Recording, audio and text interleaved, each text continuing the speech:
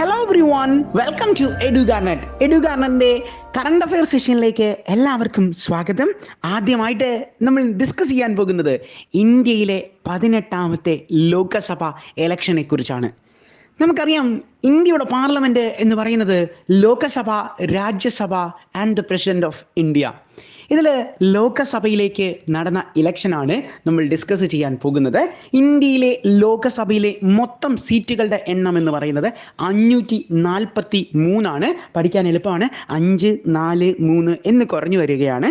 So 543 സീറ്റുകളിലേക്കാണ് election നടക്കുന്നത്. ഈ 543 സീറ്റുകളുടെ പകുതിയായ 272 സീറ്റുകൾ ആരാണോ ജയിക്കുന്നത് അവർക്കാണ് ഇന്ത്യ ഭരിക്കാനുള്ള അധികാരമുള്ളത്. ഇത്തവണത്തെ ഇലക്ഷൻ 18ാമത് ലോകസഭയിലേക്കുള്ള ഇലക്ഷനാണ്. അത് പഠിച്ചു വെക്കാൻ നമുക്ക് എളുപ്പമാണ്. അതായത് ഒരാൾക്ക് വോട്ട് ചെയ്യാനുള്ള ഏറ്റവും മിനിമം ഏജ് എന്ന് പറയുന്നത് 18 വയസ്സാണ്. സോ ഇത്തവണത്തെ ഇലക്ഷൻ ലോകസഭയിലേക്ക് നടന്നതും 18ാമത്തേതാണ് എന്നുള്ള കാര്യം ഓർത്തുകൊള്ളുക.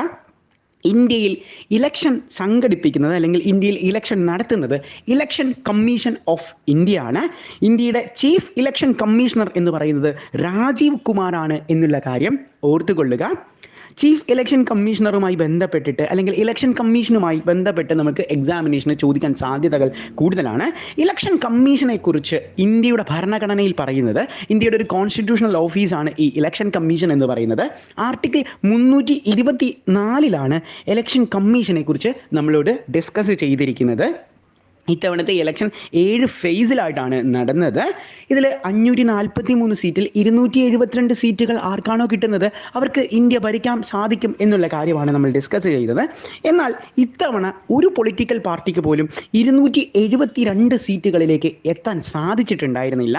അതുകൊണ്ട് ഇത്തവണത്തെ ഭരണം എന്ന് പറയുന്നത് ഒരു അലയൻസ് ഭരണമാണ്. അതായത് 272 സീറ്റുകൾ ഒറ്റയ്ക്കൊരു പാർട്ടിക്ക് നേടാൻ സാധിച്ചില്ലെങ്കിൽ പല പാർട്ടികളായിട്ട് ഒരു മുന്നണി രൂപീകരിക്കും. അങ്ങനെ ഒരു മുന്നണിയാണ് ഇത്തവണ ഇന്ത്യ ഭരിക്കുന്നത്.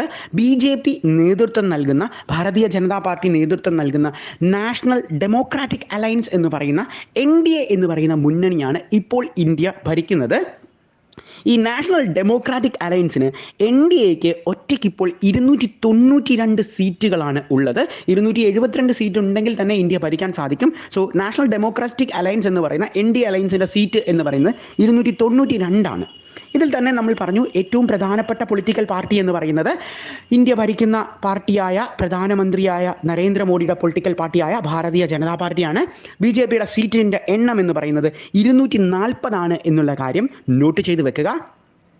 ഇന്ത്യയിലെ പ്രധാനപ്പെട്ട പ്രതിപക്ഷ മുന്നണി എന്ന് പറയുന്നത് ഇന്ത്യ മുന്നണി എന്ന് പറയുന്ന ഒരു മുന്നണിയാണ്.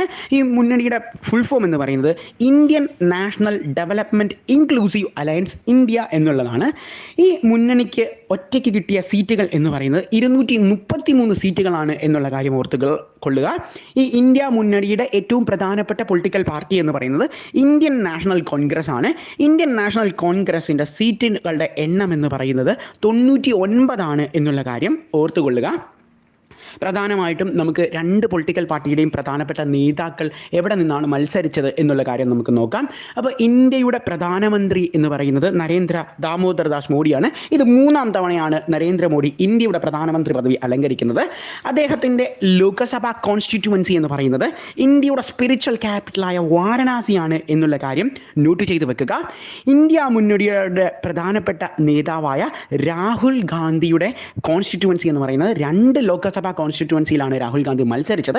ഒന്ന് നമ്മളുടെ കേരളത്തിലെ വയനാടും ഒന്ന് ഉത്തർപ്രദേശിലെ റായ്ബറിയിൽ നിന്നുമാണ് അദ്ദേഹം മത്സരിച്ചത്. 2ഇടത്തും രാഹുൽ ഗാന്ധി വിജയിച്ചു എന്നുള്ളതാണ് ഇലക്ഷൻ റിസൾട്ടിൻ്റെ ഫലം എന്ന് പറയുന്നത്. സോ ഇത്രയും കാര്യങ്ങൾ ഇലക്ഷനുമായി ബന്ധപ്പെട്ട് നമ്മൾ എന്തായാലും പഠിച്ചിട്ട് വേണം എക്സാമിനേഷന് കയറാൻ. 18ാമത് ലോകസഭ ഇലക്ഷൻ കഴിഞ്ഞ് അടുത്തതായി നമ്മൾ ഡിസ്കസ് ചെയ്യാൻ പോകുന്നത് ഇന്ത്യയിലെ 4 സംസ്ഥാനങ്ങളിലേക്ക് നടന്ന ഇലക്ഷനെ കുറിച്ചാണ്. നമ്മളുടെ ചീഫ് ഇലക്ഷൻ കമ്മീഷൻ തന്നെയാണ് ഈ സ്റ്റേറ്റുകളിലേക്കുള്ള ഇലക്ഷനും നടത്തുന്നത്. 4 സ്റ്റേറ്റുകളിലേക്കാണ് ഇത്തവണ ലോകസഭയുടെ കൂടെ സ്റ്റേറ്റ് ഇലക്ഷൻസ് നടന്നത്.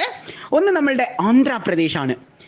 ആന്ധ്രാപ്രദേശിൻ്റെ പുതിയ ചീഫ് മിനിസ്റ്ററായിട്ട് വന്നിരിക്കുന്നത് തെലുങ്ക് ദേശം പാർട്ടിയുടെ നേതാവായ ചന്ദ്രബാബു നായിഡു ആണ്.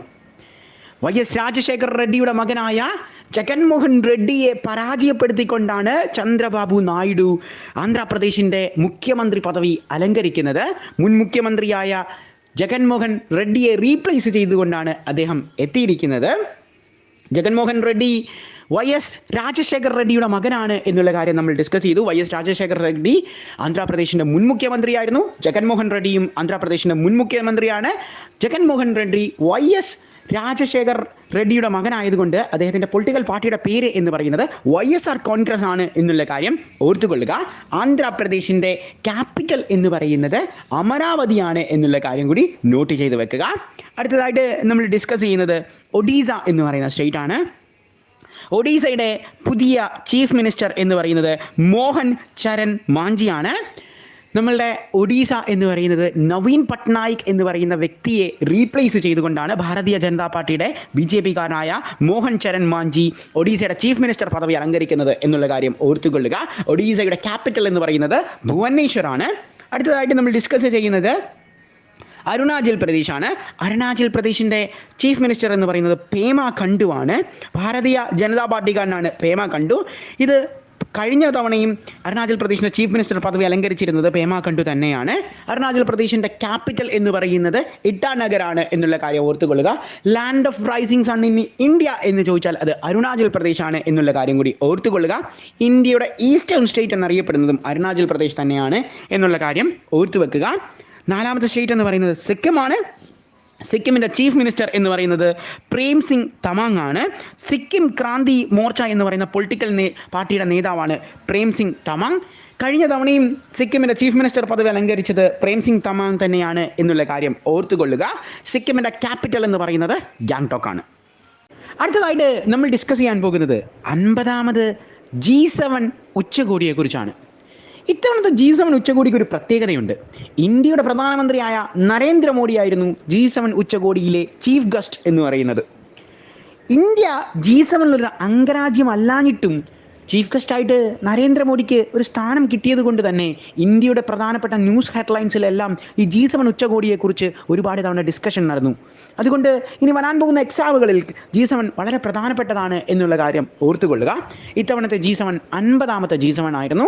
നടന്നത് നമ്മളുടെ ഇറ്റലിയിലാണ് എന്നുള്ള കാര്യം ഓർത്തുകൊള്ളുക. G7 അംഗരാജ്യങ്ങൾ സ്ഥിരമായി എക്സാമിനേഷൻസിന് ചോദിക്കാറുള്ളതാണ്. അത് പഠിക്കാൻ നമുക്ക് എളുപ്പത്തിലൊരു കോഡ് ഉപയോഗിക്കാം. G7 അംഗരാജ്യങ്ങളുടെ കോഡ് എന്ന് പറയുന്നത് ജ്യൂസ് വിത്ത് ഗേൾ ഫ്രണ്ട് എന്ന് ഓർത്ത് മതി. നമുക്ക് എല്ലാ രാജ്യങ്ങളെയും അവിടെ നിന്ന് തന്നെ പഠിക്കാൻ സാധിക്കും. ജ്യൂസിൻ്റെ J എന്ന് പറയുന്ന ജപ്പാനും, U എന്ന് പറയുന്നത് യുണൈറ്റഡ് സ്റ്റേറ്റ്സ് ഓഫ് അമേരിക്കയും, I എന്ന് പറയുന്നത് ഇറ്റലിയും, C എന്ന് പറയുന്നത് കാനഡയും, E എന്ന് പറയുന്നത് ഇംഗ്ലണ്ടും, ഗേൾഫ്രണ്ടിൻ്റെ G എന്ന് പറയുന്ന ജർമ്മനിയും, F എന്ന് പറയുന്നത് ഫ്രാൻസുമാണ്. ഇതാണ് 7 അംഗരാജ്യങ്ങൾ ഉള്ളത് ജ്യൂസ് എന്ന് പറയുന്ന പാറ്റേണിൽ നമുക്കത് ഓർത്തിരിക്കാൻ സാധിക്കും. എന്നാൽ ഇതിൽ കൂടുതൽ ഒരാൾ കൂടിയുണ്ട്, അത് യൂറോപ്യൻ യൂണിയൻ ആണ് എന്നുള്ള കാര്യം ഓർക്കുക. അപ്പോൾ G7 അംഗരാജ്യങ്ങൾ 7 രാജ്യങ്ങളും ഒരെണ്ണം യൂറോപ്യൻ യൂണിയൻ ആണ് എന്നുള്ള കാര്യം കൂടി നോട്ട് ചെയ്ത് വെക്കുക. 1975 G7 ഫസ്റ്റ് സമ്മിറ്റ് വരുന്നത്.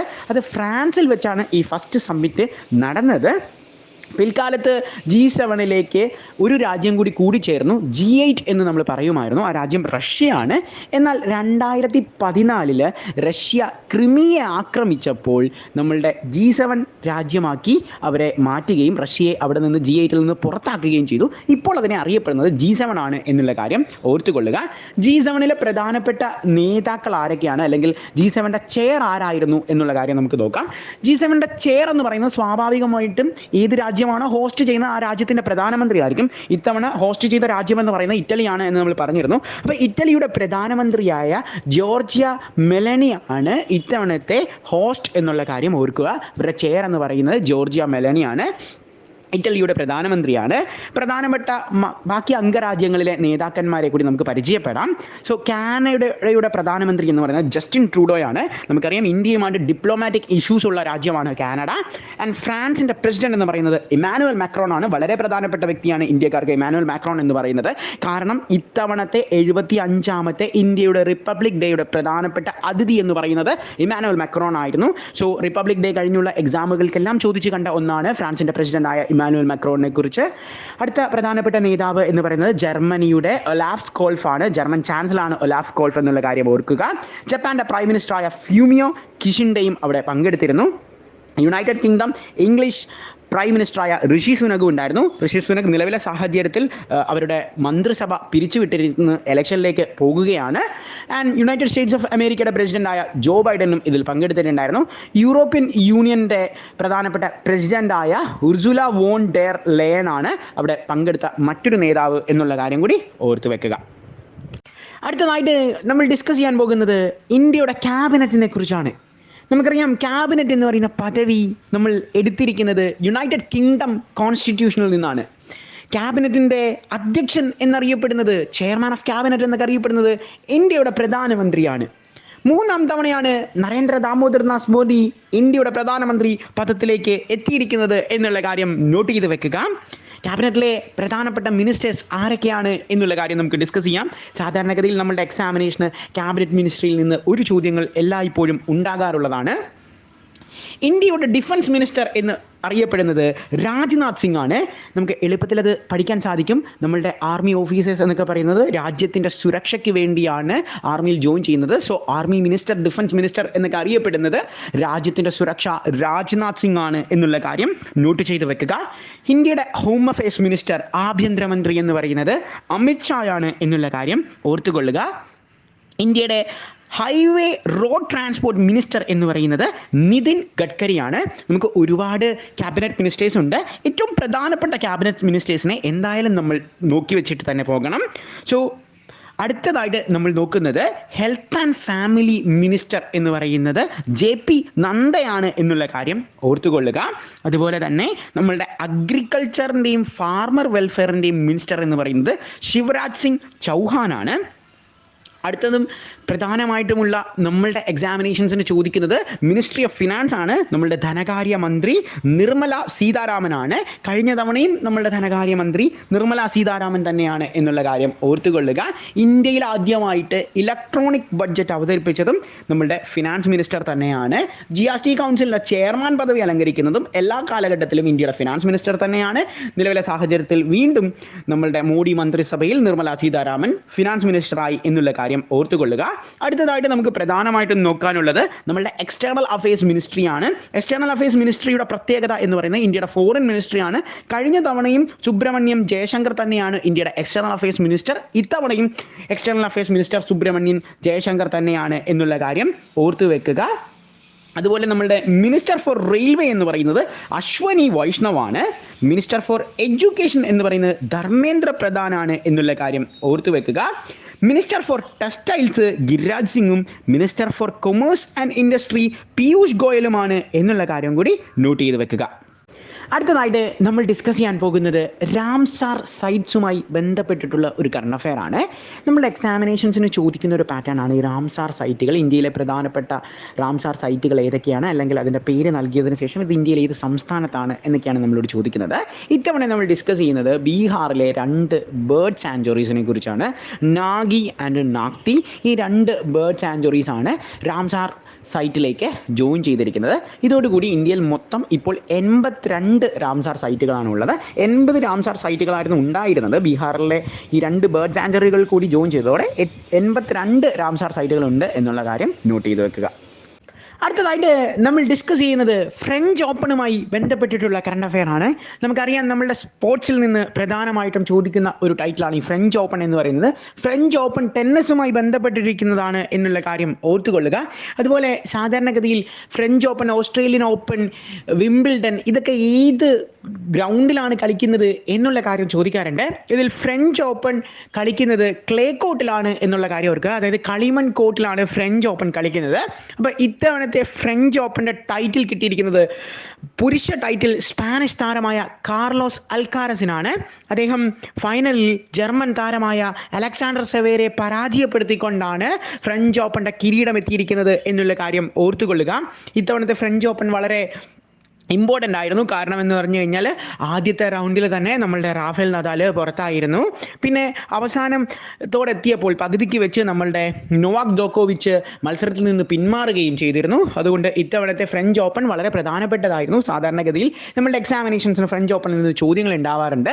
അടുത്തതായിട്ട് നമ്മൾ ഡിസ്കസ് ചെയ്യുന്ന ഫ്രഞ്ച് ഓപ്പണിലെ വനിതാ താരങ്ങളെയാണ്. സോ ഫ്രഞ്ച് ഓപ്പണിൻ്റെ ഇത്തവണത്തെ വിമൺ സിംഗിൾസ് ടൈറ്റിൽ നേടിയിരിക്കുന്നത് നമ്മളുടെ പോളണ്ടുകാരിയായ ഇഗ സ്വൈറ്റേക്ക് ആണ് എന്നുള്ള കാര്യം കാര്യം ഓർത്തുകൊള്ളുക. ഒരു ഫൈനലിൽ പരാജയപ്പെടുത്തിയത് നമ്മളുടെ ജാസ്മിൻ പലോണിയാണ്. ജാസ്മിൻ പലോണി ഇറ്റലിക്കാരിയാണ് എന്നുള്ള കാര്യം കൂടി നോട്ട് ചെയ്ത് വെക്കുക. അടുത്തതായിട്ട് നമ്മൾ ഡിസ്കസ് ചെയ്യാൻ പോകുന്ന ഒരു ബാങ്കിങ് കറണ്ട് അഫെയർ ആണ്. നമ്മളുടെ ബാങ്ക്സ് ഓഫ് ബാങ്ക് എന്നറിയപ്പെടുന്ന reserve bank of India 3rd global hackathon harbinger 2024 launch ചെയ്തു എന്നുള്ള കാര്യമാണ് നമ്മൾ ഡിസ്കസ് ചെയ്യുന്നത്. ഹർബിംഗർ 2024ൻ്റെ ഇന്നോവേഷൻ ഫോർ ട്രാൻസ്ഫോർമേഷൻ എന്ന് പറയുന്ന കോൺസെപ്റ്റ് ഒരു ലോഞ്ച് ചെയ്തതിൻ്റെ പ്രധാനപ്പെട്ട ലക്ഷ്യം എന്ന് പറയുന്നത് നമ്മളുടെ ഫിനാൻഷ്യൽ ഫ്രോഡുകൾ കോമ്പാക്റ്റ് ചെയ്യുക എന്നുള്ള ലക്ഷ്യത്തോടു കൂടിയാണ് നമ്മളുടെ RBI ഇത് ലോഞ്ച് ചെയ്തത്. നമുക്ക് പ്രധാനമായിട്ടും ഇവിടെ ഡിസ്കസ് ചെയ്യാനുള്ളത് എന്താണ് ഹർബിംഗർ 2024ൻ്റെ തീം എന്നുള്ളതാണ്. 2 പ്രധാനപ്പെട്ട തീമുകളാണ് RBI ഈ ഹർബിംഗറിൽ ലോഞ്ച് ചെയ്തിരിക്കുന്നത്.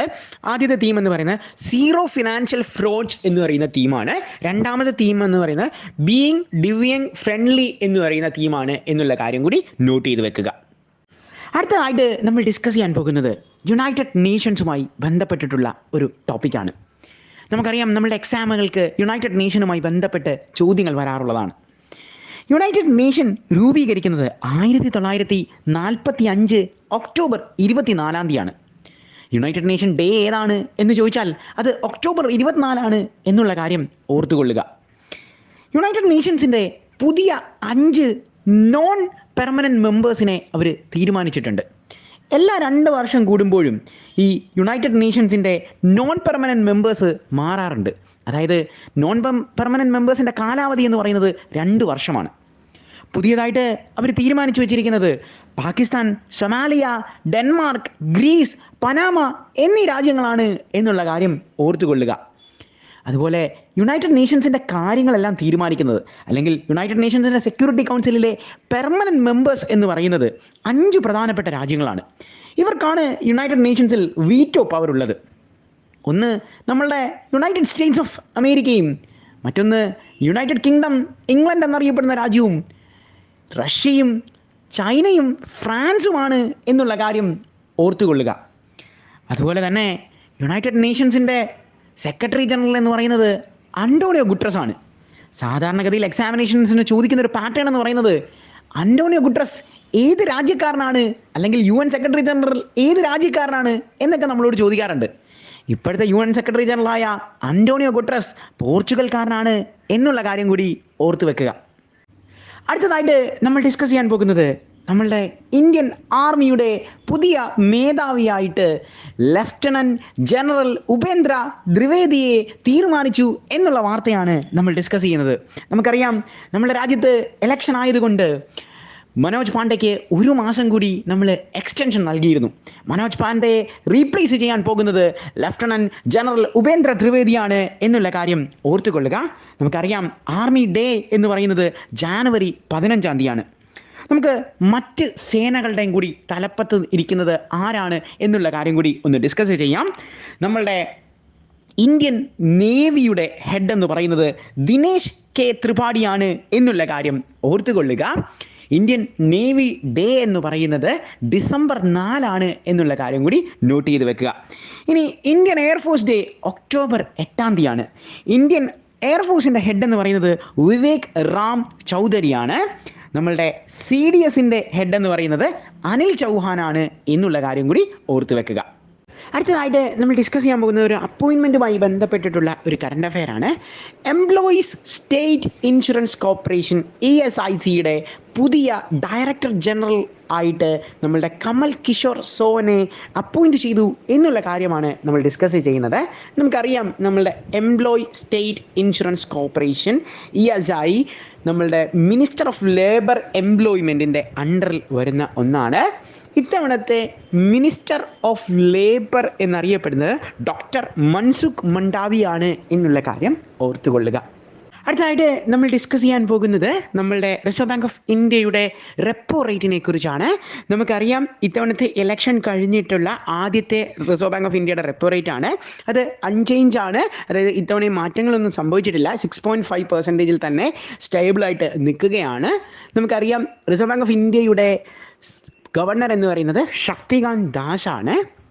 എന്നാൽ മോണിറ്ററി പോളിസി ഒരാൾക്ക് മാത്രം തീരുമാനിക്കാൻ പറ്റുന്ന ഒന്നല്ല.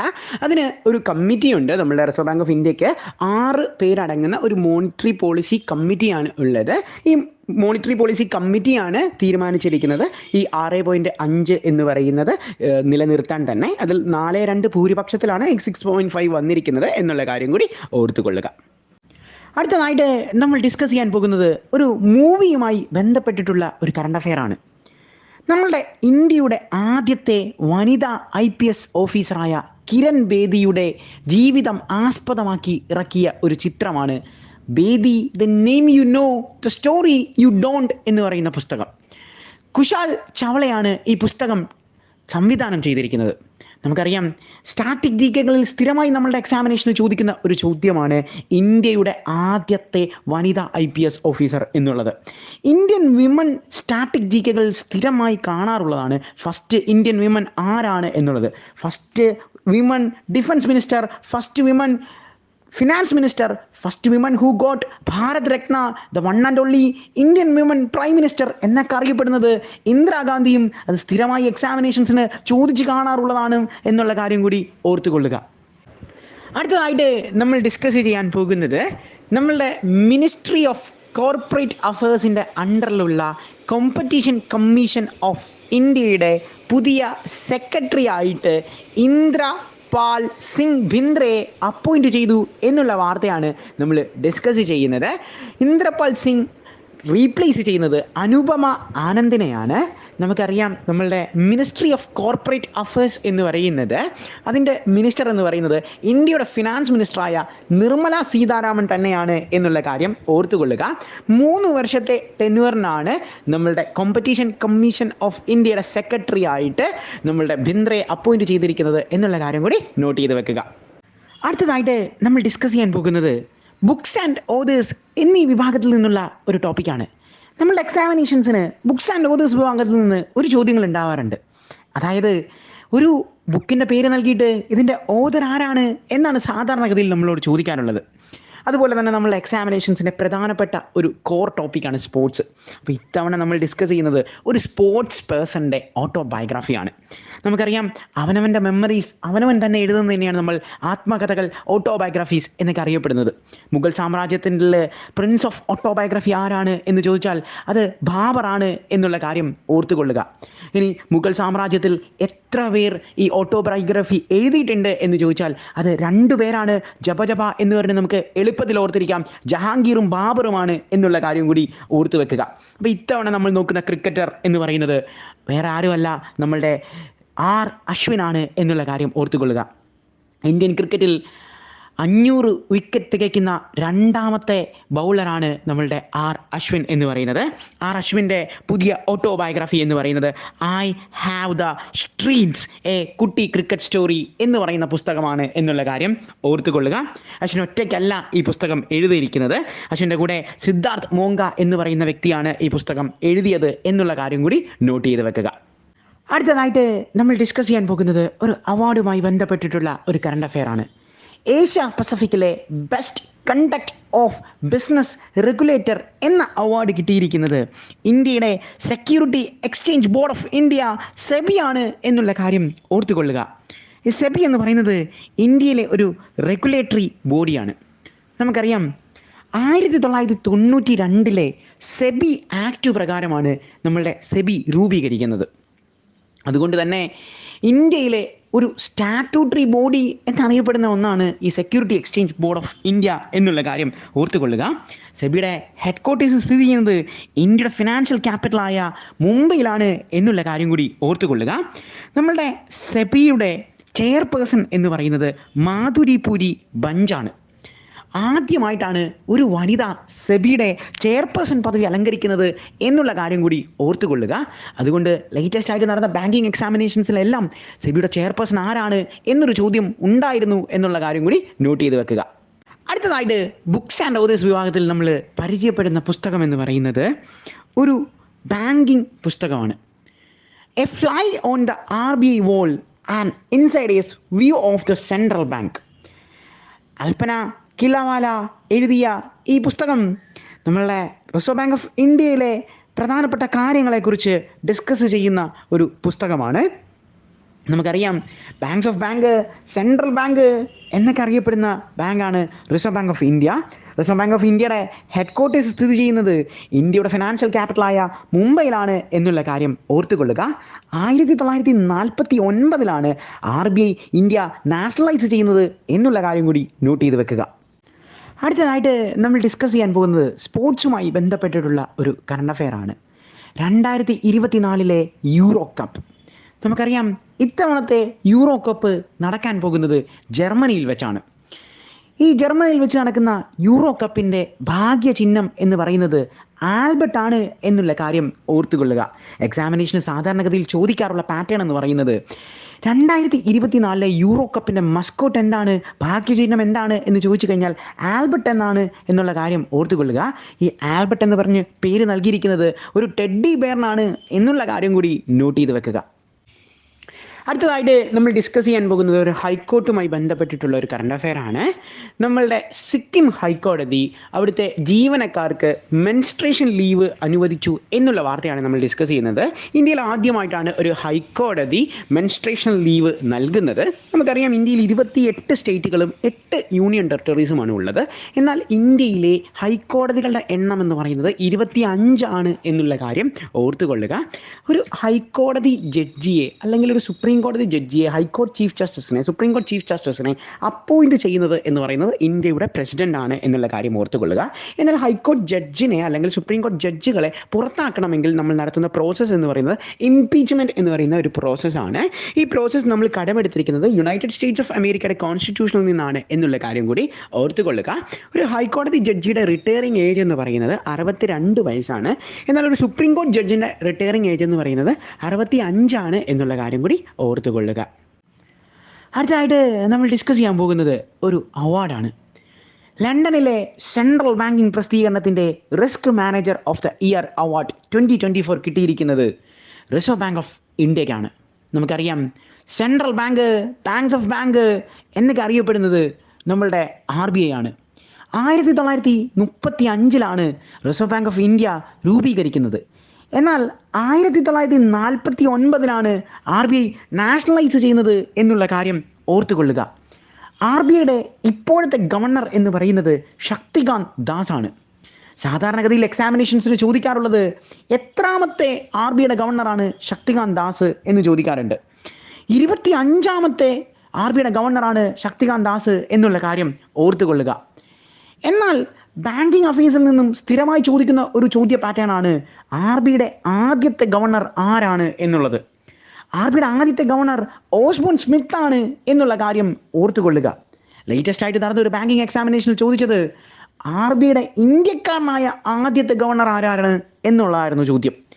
RBIയുടെ ഇന്ത്യക്കാരനായ ആദ്യത്തെ ഗവർണർ CD ദേശ്മുഖ് ആണ് എന്നുള്ള കാര്യം കൂടി നോട്ട് ചെയ്ത് വെക്കുക.